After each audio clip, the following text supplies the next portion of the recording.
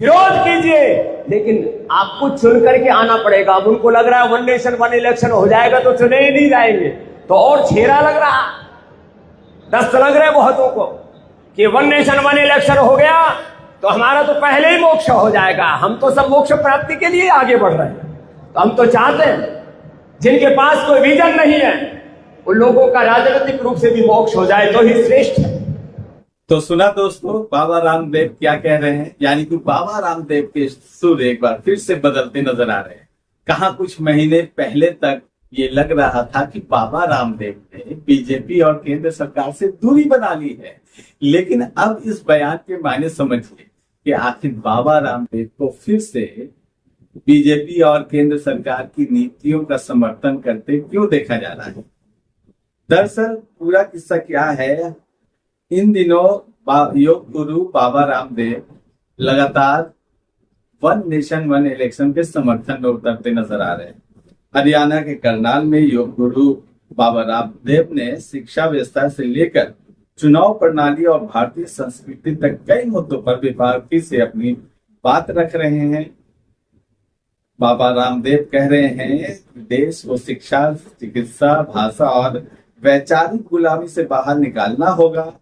उन्होंने समान शिक्षा व्यवस्था और एक साथ एक चुनाव की पैरवी करते हुए कहा कि शिक्षा ही देश के भविष्य की सबसे मजबूत नींव है।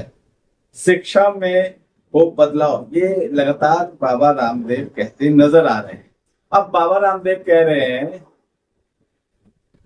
कि जो बच्चे सड़क पर उतरे थे अपने हक की आवाज के लिए, उसे अब बाबा रामदेव दूसरा ही मोड़ दे। वो कहते सुनाई दे रहे हैं कि इन बच्चों को बहकाकर विपक्ष अपनी राजनीतिक रोटी सेक रहा है और बच्चों से अपील कर रहे हैं कि ऐसे लोगों के बहकावे में नहीं आए। और साथ ही विपक्ष को, बाबा रामदेव विपक्ष को ये कह रहे हैं कि अगर हिम्मत है तो आप खुद सदन में चुनाव लड़के पहुंचिए और बच्चों का आड़ मत लीजिए। यानी कि जो बच्चे सड़क पर अपने हक की आवाज, पेपर लीक का मामला उठा रहे थे, उसे अब विपक्ष के नजरिए से बाबा रामदेव घेरने लगे हैं। यानी कह रहे हैं कि वो बच्चे खुद से नहीं आए थे, वो उन बच्चों को सड़क पर विपक्ष लेकर आया था, यह कहना है बाबा रामदेव का। और इसके साथ ही वन नेशन वन इलेक्शन का वकालत करते नजर आ रहे हैं बाबा रामदेव। कह रहे हैं कि देश में वन नेशन वन इलेक्शन होना चाहिए और अगर ऐसा वन इलेक्शन होता है तो अब देखिए यहाँ भी उनकी राजनीतिक बयान उनका क्या है। वो साफ कह रहे हैं कि अगर वन नेशन वन इलेक्शन होता है तो विपक्ष के लोग सदन तक नहीं पहुंच पाएंगे। यानी कि बाबा रामदेव पहले ही ये समझ चुके हैं कि वन नेशन वन इलेक्शन अगर हो गया देश में तो फिर विपक्ष का कोई नेता सदन में नहीं पहुंच पाएगा। देखिए बाबा रामदेव कितने दूरदर्शी हैं, कितनी बात समझ रहे हैं बाबा रामदेव। और कह रहे हैं कि पहले ही उन्होंने रिजल्ट घोषित कर दिया कि भाई वन नेशन वन इलेक्शन हो गया तो ये विपक्ष वाले सदन तक नहीं पहुंच पाएंगे, इसलिए वो वकालत कर रहे हैं। यानी कि वन नेशन वन इलेक्शन को लेकर जो विपक्ष कुछ सवाल उठा रहा है कि ये आप कैसे करेंगे, इसकी प्रक्रिया क्या होगी, इसे पहले क्लैरिफाई कीजिए और फिर इसे लागू करना चाहिए। लेकिन बाबा रामदेव ने पहले ही बता दिया कि विपक्ष ये अगर वन नेशन वन इलेक्शन आ जाएगा तो सदन तक नहीं पहुंच सकता। यानी चुनाव में फिर कौन जीतेगा? फिर एनडीए के नेता चुनाव में जीतकर सदन तक पहुंचेंगे।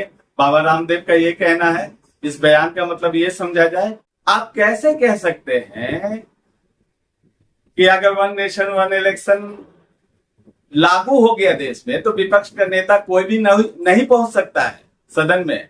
आप इतने कॉन्फिडेंस है? यानी कि जो चिंता जो विपक्ष के नेता जाहिर कर रहे हैं उस पे आप मोहर लगा रहे हैं।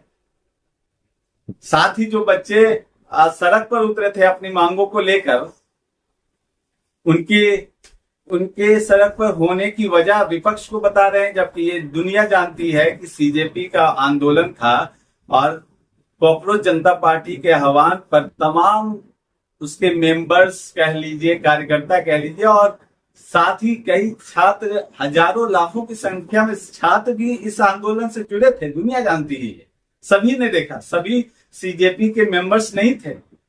शहर शहर जो प्रदर्शन हुआ, तो एक तरफ आप इसे विपक्ष के आंदोलन का नाम दे रहे हैं, फिर दूसरी तरफ आप खुद कह रहे हैं कि विपक्ष को सदन में चुन के आना चाहिए और वहां अपनी मांग को उठाना चाहिए, ऐसे लोगों को कह रहे हैं। और दूसरी तरफ वन नेशन वन इलेक्शन की वकालत करते हुए डर भी दिखा रहे हैं विपक्ष के लोगों को कि अगर ये लागू हुआ तो विपक्ष का कोई नेता वहां तक नहीं पहुंच पाएगा।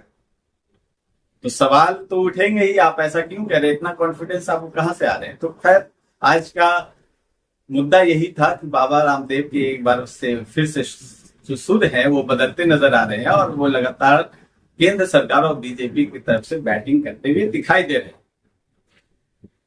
तो ऐसे ही तमाम खबरों से आपको रूबरू कराते रहेंगे। आप बने रहिए हमारे साथ और हमारे चैनल को फॉलो कीजिए ज्यादा से ज्यादा, क्योंकि इसी तरह की खबरें आप तक पहुंचाते रहेंगे।